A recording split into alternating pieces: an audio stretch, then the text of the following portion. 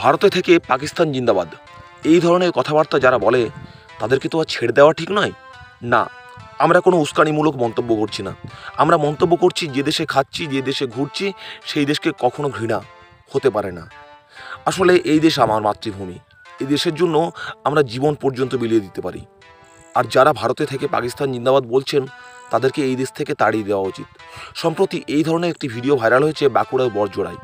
পশ্চিমবঙ্গের মুর্শিদাবাদ জেলার এক যুবক পাকিস্তান জিন্দাবাদ বলায় এলাকার লোকেরা ক্ষিপ্ত হয় এবং এলাকার লোকেরা কিভাবে শাস্তি দিচ্ছে তা স্বচক্ষে দেখুন।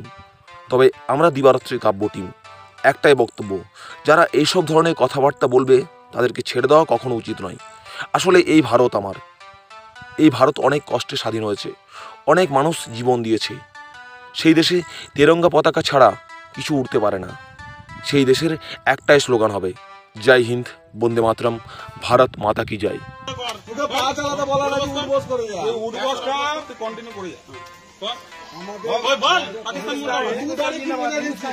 পাকিস্তান মুর্দাবাদ।